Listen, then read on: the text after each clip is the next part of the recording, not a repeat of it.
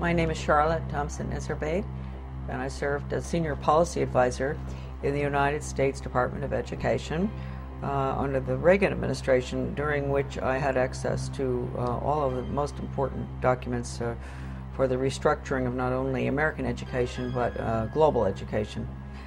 And I'm also the author of The Deliberate Dumbing Down of America, which gets into all of this, gives the background of what I saw not only in the Department of Education but as a local school board member.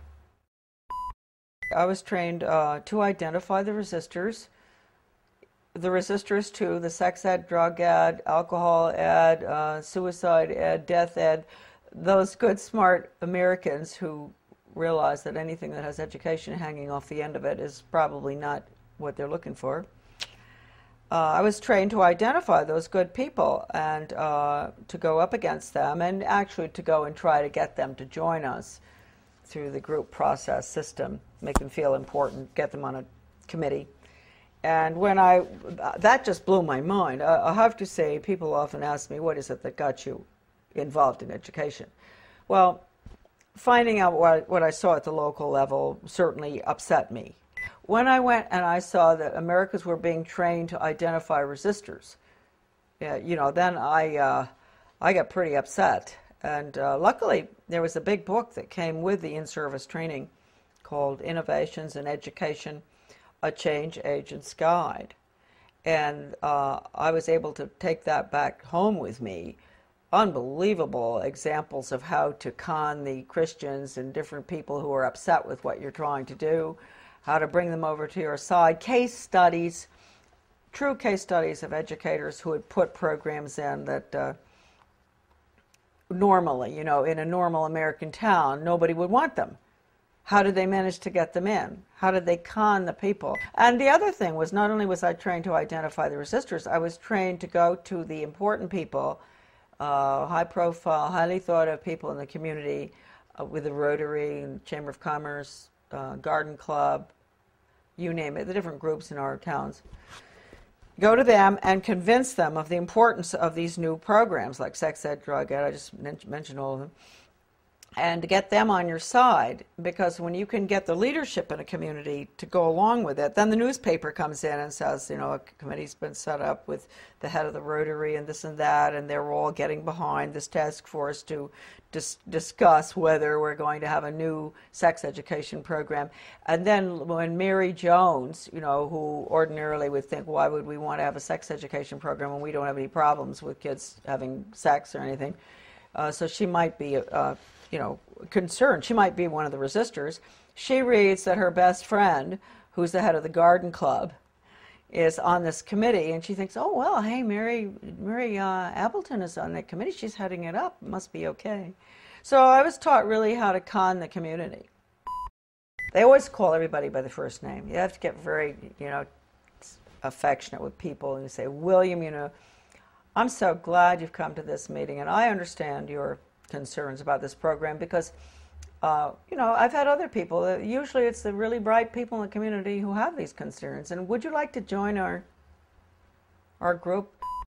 The original program was funded by what would subsequently become my office. It was funded by the Office of Research in the U.S. Office of Education, because it was funded early on, about the late 60s. Still funded, by the way. And the money went to the University of Michigan in Ann Arbor to a professor by the name of Ronald Havelock. And he was the one that put together the whole training, the whole seminar, the book. And in the back of the book you had, they admitted it, right in the back of the book, they had about 100 major change agents listed from all over the country. Some of them I recognize, some I still don't, but some I do. And so this was a very important project. And it was being, you know, it was being carried out in I'm sure, all over the country, not just where I was. This was in Searsport, Maine, this lovely little town on the coast of Maine, in the school there where the guy came in, the facilitator, not Professor Havelock, but a facilitator, to train us. And these were good people that were there. You know, they were some of the teachers from my school, where I was on the local school board, principals, etc. Normal-looking Americans. You know, you really ask yourself, they must themselves have reacted very much the way I did. That's why I've always had a lot of understanding for teachers that have to go through this stuff. I didn't have to continue going through it. They've had to, through the years, constant training, retraining, sensitivity training, break their values. Right, no wrong. You've got to have all religions represented, so, you know, tolerant of everything, and because that's the New World Order. Disorder, excuse me. Professor Benjamin Bloom is probably the most important behavioral psychologist ever to live. I mean, maybe not quite as much as Pavlov and Skinner, but he really implemented the system in education in the United States. And he was the author of the Taxonomy of Educational Objectives. And I know that doesn't mean much to us. It means a lot to teachers. They know. All teachers have to go through that, Bloom's Taxonomy. And just to give you an idea of how blatant they are, Benjamin Bloom said the purpose of education, and I often say this to parents, really, listen to this. You think the purpose of education is reading, writing, and arithmetic? The purpose of education is to change the thoughts, actions, and feelings of students. And then he goes on and he says, he defines good teaching, and this is even worse from the parental standpoint, as challenging the student's fixed beliefs. And then, in some of his works that I have, that are in my book, a lot of this stuff is in it. When he says challenge, does he mean challenge or does he mean change? Change their fixed? Yeah, through challenging. It's through challenging. You go up against them, and you change them. And you asked a good question, because then he goes on in one part of the taxonomy that is in my book, he says that he can take a student from here to there, from a belief in God or his country or whatever, to being an atheist and not believing in his country in 1 hour. Did he do that? Oh yeah, he does it. And I've seen it with students. I've seen it with young people. And they don't even know, and teachers don't even know. That's why if you talk to teachers about it often, they'll really have an awfully hard time dealing with it. And if you go up to a superintendent, an educational administrator, superintendent or whatever, and you ask him or her, have you ever been through sensitivity training? They'll usually crack up because they went through it. They're the worst, those programs. I've been through them. I mean, how can anything be worse than some of the ones that the regular classroom has, but they're the worst.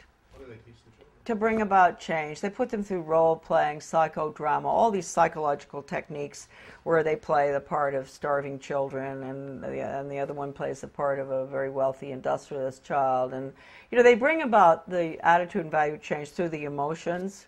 You know how young people are. You know, they're naturally very altruistic, and they want to help, and they don't like to see poverty around the world. And so what they'll do is, just like I think I mentioned to you earlier, all right, I don't know whether I did, going into the teacher putting in the new social studies program in our community and walking through, taking the little tots through town and identifying big rich people's houses and small poor people's houses.